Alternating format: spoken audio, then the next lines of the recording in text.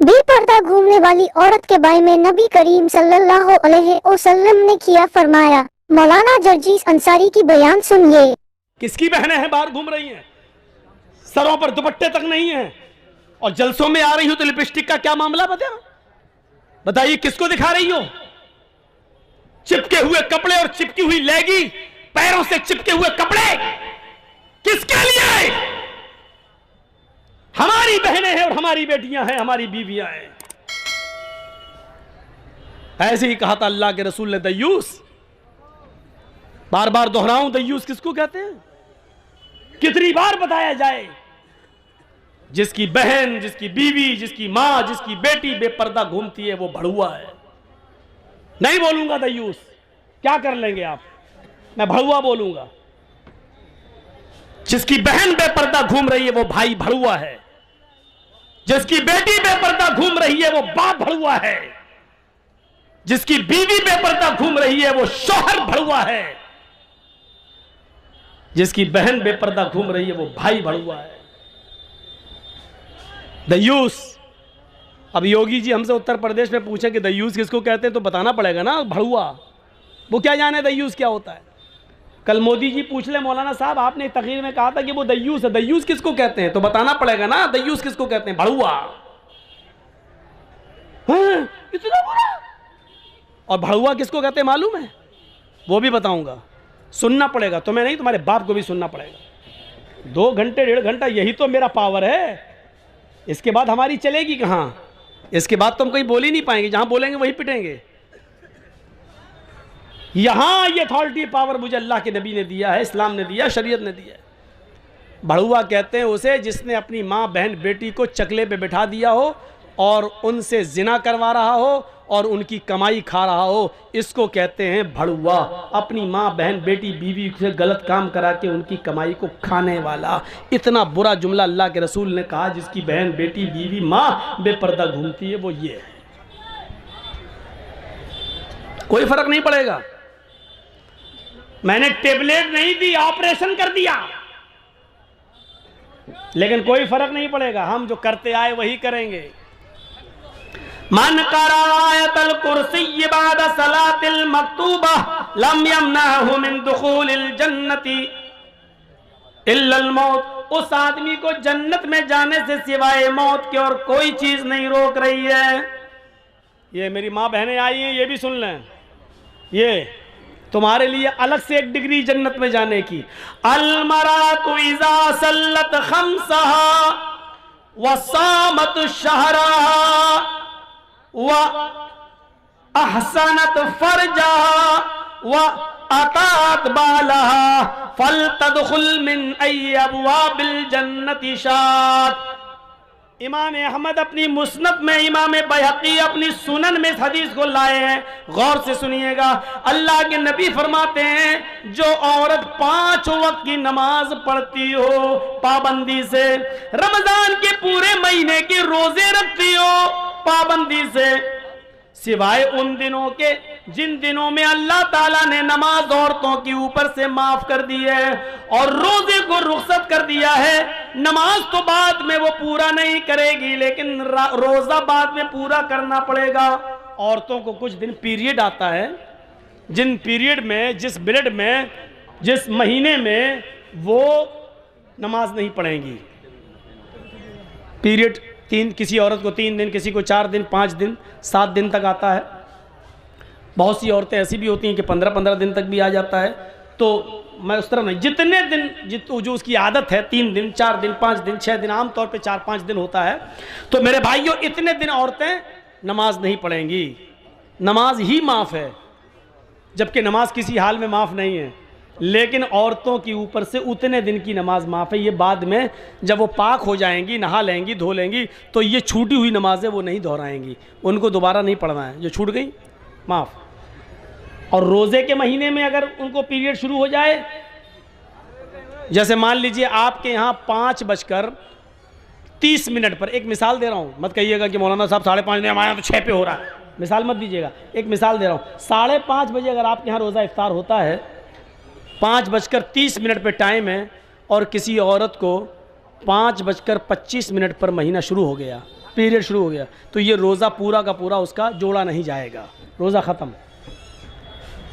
صبح 5 منٹ پہلے اس کو پیریڈ آ گیا، 5 منٹ چھوڑو 2 منٹ پہلے آ گیا، 1 منٹ پہلے آ گیا، 5:30 ٹائم ہے، 5:29 پہ آ گیا اس کو پیریڈ، تو یہ پورا کا پورا روزہ اس کا شمار نہیں ہوگا، یہ روزہ اس کو نہیں جوڑنا ہے، اس کو بعد میں پورا کرے گی اور اس کے بعد جتنے چھوٹ جائیں گے اس کو، لیکن صبح سے شام تک جو بھوکی پیاسی رہی اس کا ثواب اللہ اس کو دے گا، ایسا نہیں کہ اس کو محروم کر دے گا، ثواب ملے گا اس کو، لیکن روزہ نہیں جوڑا جائے گا، روزہ بعد میں پورا کرے گی اور جتنے روزے چھوٹیں گے اس کے علاوہ وہ بھی۔ تو جو عورت 5 وقت کی نماز پڑھتی ہو اور رمضان کے پورے مہینے کے روزے رکھتی ہو، وہ احسنت فرجہ، اور اپنی شرمگاہ کی حفاظت کرتی ہو، شرمگاہ کی، میں نے بتا دیا شرمگاہ کی حفاظت کے 2 معنی، ایک تو یہ ہے کہ کوئی عورت اپنے شوہر کے علاوہ کسی اور کی طرف نظر نہ ڈالے، کسی عورت کسی دوسرے کی شرمگاہ کو حاصل نہ کرے، اور شرمگاہ کا ایک دوسرا معنی حفاظت کا، موٹے کپڑے، گاڑھے کپڑے، ڈھیلے ڈھالے کپڑے وہ اپنے جسم پر پہنے جس سے اس کے جسم کا نشیب و فراز اور اتار چڑھاؤ دکھائی نہ دے۔ وَأَطَاعَتْ بَعْلَهَا، اور اپنے شوہر کی اطاعت کرتی ہو، شوہر کی اطاعت میں بہت سی چیزیں شامل ہیں، شوہر کی اطاعت میں ایک بات یاد رکھیے گا، آپ کسی عورت سے نکاح کر کے اپنے گھر لائے، آپ اپنے کپڑے بیوی کو دے دیجئے اور بیوی آپ کے کپڑے دھل دے گی، آپ کے لیے کھانا وانا پکا دے گی، آپ کے سر میں تیل ڈال دے گی، یہ ذمہ داری ہے عورت کی۔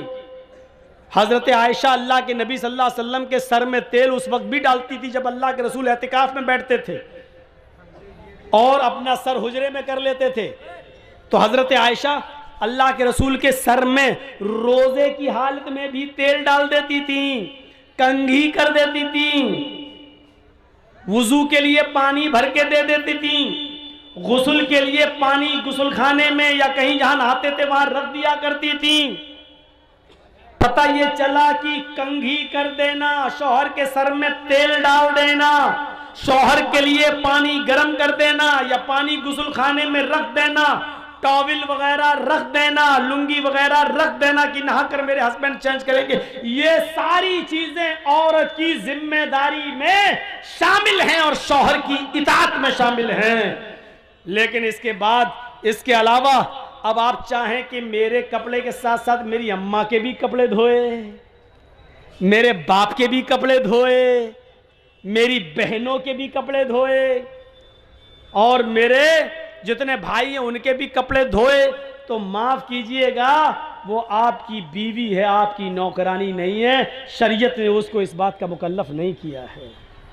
پیار سے چاہو تو کچھ بھی کام لے لو عورت سے، لیکن اگر آپ حکم چلا کر لوگے تو سن لو شریعت نے سسر کے کپڑے دھونا عورت پر کی ذمہ داری میں شامل نہیں کیا ہے، ساس کے کپڑے دھونا ذمہ داری میں شامل نہیں کیا ہے۔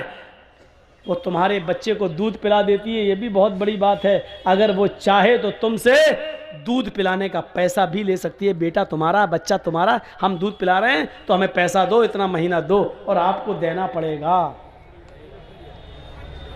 مولانا صاحب یہ کیا مصیبت کھڑی کر رہے ہو، ہماری تو ویسے بھی نہیں بنتی اپنی بیوی سے، تم اور کہتے رہو سن کے جائے گی تو کل پورا خرچہ اگر آپ اپنی بیوی کو نہیں دیتے ہیں تو بیوی کو اجازت ہے کہ وہ آپ کی پینٹ کی جیب میں سے اتنا لے سکتی ہے جتنے میں اس کا اور اس کے بچوں کا خرچہ چل سکے، آپ کو بتائے نہیں، اس کو چوری میں شمار نہیں کیا جائے گا، وہ چور نہیں لکھی جائے گی۔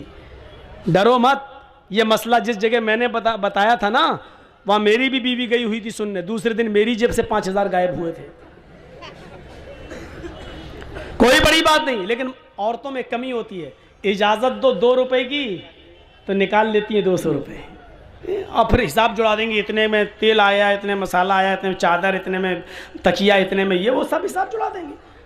اور ابھی بھی آپ سے کہیں گے ابھی ہوا کیا، 2 روپے کی جگہ 200 لے لیے، کہ ابھی ہوا کیا، میری پاؤنڈس نہیں آئی، ابھی فیئر اینڈ لولی باقی ہے، ابھی تو میک اپ کا سامان باقی ہے، وہ اور دو، حساب اور جڑا دیں گے۔